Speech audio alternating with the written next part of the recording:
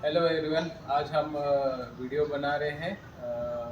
एक micron VSG5 machine है। इसका हम वॉक थ्रू और रिव्यू करेंगे।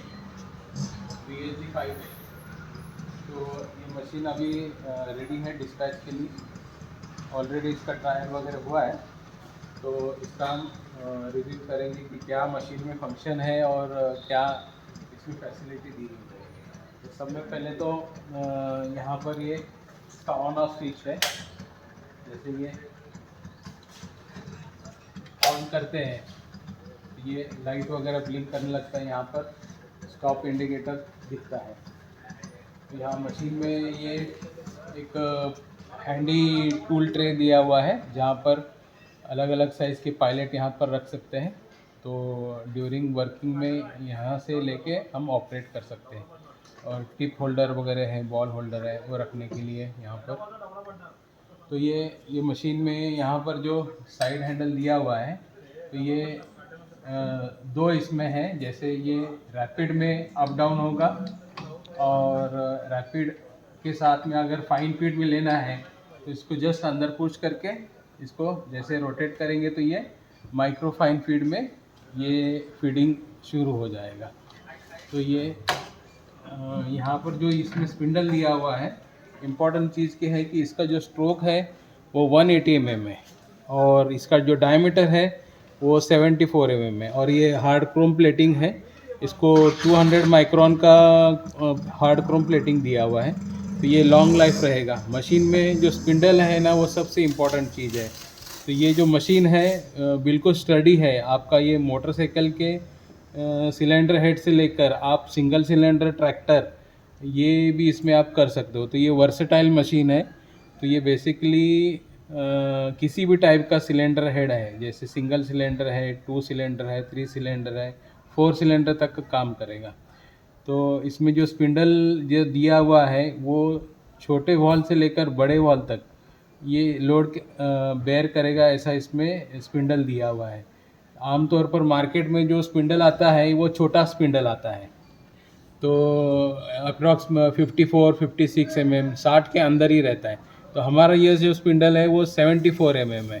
तो ये बहुत स्टर्डी और वर्सेटाइल है। तो ये जैसे हम जानकारी दे दें कि जैसे ये स्पिंडल है, ये माइक्रोफाइन फीड है। तो इसका यहाँ पर एक स्टॉपर भी दिया हुआ है कि आप यहाँ पर इसको स्टॉपर भी सेट कर सकते हो।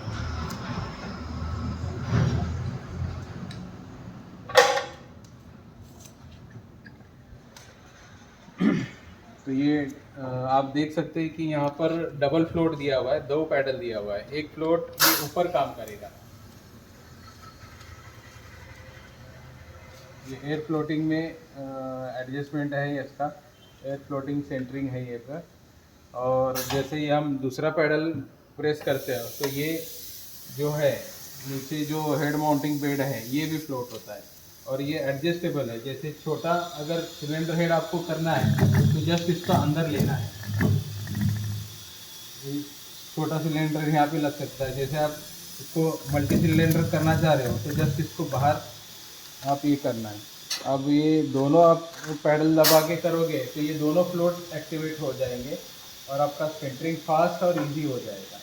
तो ऑपरेटर में इसमें आपको ज़्यादा कुछ मेहनत करने की ज़रूरत है नहीं। तो ये डबल एयर फ्लोटिंग सिस्टम है। यहाँ पर जब जब आते हैं यहाँ पर दिखाई कि कंट्रोल पैनल में क्या है। तो जैसे ये स्टॉप है, स्टार्ट करना है, जस्ट आपको मैं चालू करके दिखाता हूँ। जैसे स्टार्ट करते हैं तो यहाँ पर 2 बटन दिए हुए हैं, स्पीड हाई और स्पीड लो। आप यहाँ देख सकते हो कि ये स्पिंडल का जो आरपीएम है वो कम से लेकर ज़्यादा, स्लो है, फास्ट है। तो यहाँ पर ये वेरिएबल स्पीड दिया हुआ है। आपका जैसा रिक्वायरमेंट है उसके हिसाब से ये आप इसको सेट कर सकते हो। तो ये वेरिएबल स्पीड दिया हुआ है। इसमें और एक चीज़ क्या है कि जैसे हम कटिंग ऑपरेशन कर रहे हैं और अपना कट ख़त्म होता है और आप चेक करने के लिए स्पिंडल ऊपर लेते हैं और ये बंद करते हैं। तो ये जैसे बंद करते हैं और वापस शुरू करते हैं तो वही पुराना स्पीड पे आके, जो पहले स्पीड था वो स्पीड पे आके रुकेगा। तो ये इसकी खासियत है। दूसरी चीज़ इसमें दिया हुआ है जॉग फंक्शन, कि जैसे आपको कटिंग कर रहा है एक ही स्पीड पे नहीं करना है तो आप ये जॉग स्पीड पे करेंगे। कई बार क्या होता है, कटिंग का जो स्पीड है वो हमको वेरी करना पड़ता है, तो ये वेरिएबल स्पीड करने के लिए जॉग ऑपरेशन दिया हुआ है। तो इससे क्या है, आप स्पीड फास्ट लो कटिंग के दौरान करके अपना कटिंग का जो फिनिशिंग है वो मेंटेन कर सकते हो। दूसरा यहाँ पर एक बटन दिया हुआ है टिल्ट एंगल सेंसर। तो जैसे हम इसको ऑन करते हैं तो ये हमको ये यहाँ पर दिखाओ, यहाँ पर ये डिजिटल इंक्लिनोमीटर दिया हुआ है, डिजिटल टिल्ट सेंसर। तो ये काम क्या करता है कि जो अपना सिलेंडर हेड है उसका कितना गाइड टिल्ट है तो उसके हिसाब से ये सेट करते हैं। तो ये एक्यूरेसी इसकी 0 पॉइंट आगे दिखाएगा, 1.8 1.7। ये जो इतना प्रिसिशन और एक्यूरेट है ना, किसी भी मैन्युफैक्चरर ने ये डिस्प्ले और डिजिटल सेंसर नहीं बिठाए हैं। तो आप आमतौर पे देखेंगे तो ये डायरेक्ट आपको 3 डिजिट ही दिखाएगा, अपना ये 3 डिजिट के बाद पॉइंट में दिखाएगा, जैसे 0 पॉइंट आगे। तो ये बहुत एक्यूरेट है। जैसे मिनट डिग्री का जो लीस्ट काउंट आता है, डिग्री के बाद आता है मिनट्स आता है, फिर आर्क्स आता है, कई बार उसको सेकेंड्स भी बोलते हैं। तो ये सेकेंड्स में आपको डिग्री का एंगल बताएगा।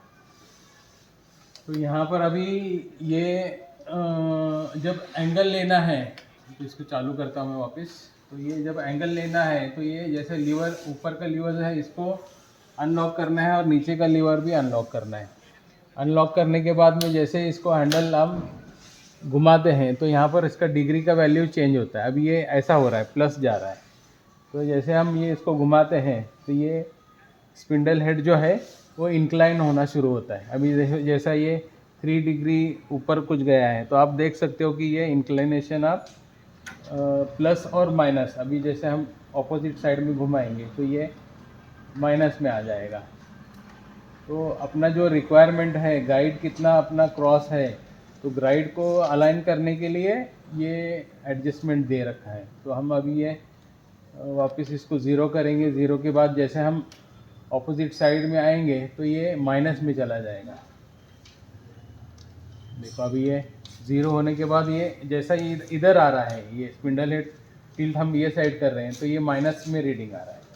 तो ये प्लस और माइनस दोनों साइड में रीडिंग हम इसको एडजस्ट कर सकते हैं।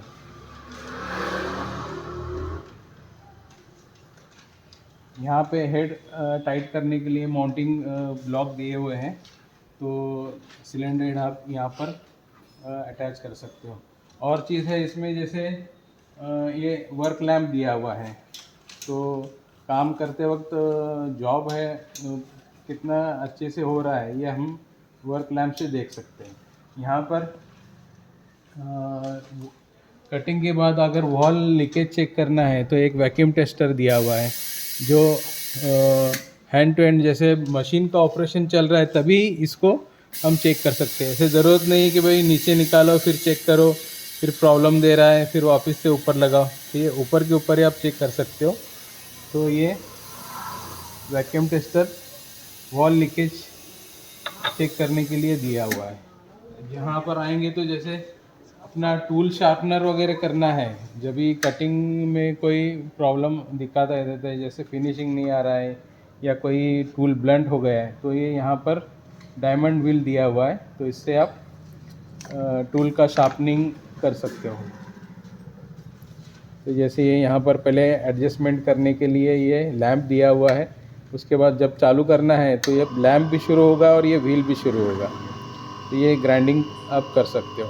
तो ये इंसर्ट ग्राइंडर जो है, इंसर्ट ग्राइंडर या टिप ग्राइंडर भी बोलते हैं, तो ये मशीन के साथ में लगा हुआ है। मतलब आपको किधर भी काम करते वक्त टाइम आपका ख़राब नहीं होगा, एक ही जगह में सारा कुछ। जैसा कटिंग हो रहा है तो वैक्यूम चेक करेंगे, अगर कुछ प्रॉब्लम है तो उधर के उधर ही करेक्शन करेंगे। अगर समझो कटिंग करते वक्त फिनिशिंग नहीं आ रहा है तो आप इधर ही इसको टूल शार्प करके वापस से आपका जॉब को आपको हिलाने की ज़रूरत नहीं है। तो इन प्रोसेस ही सब आपका सब काम चल रहा है। यहाँ पर सेफ्टी के हिसाब से यहाँ पर एयर फिल्टर रेगुलेटर दिया हुआ है, इधर दिखाओ।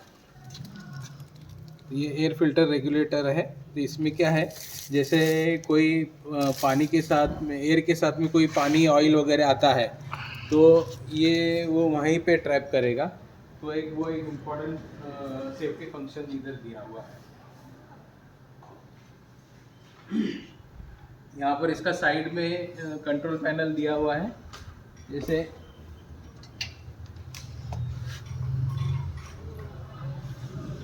तो इसमें ड्राइव वगैरह और जितना भी रिले वगैरह है, एमसीबी वगैरह सब लगा हुआ है। तो सेफ्टी फंक्शन सब दिया हुआ है यहाँ पर।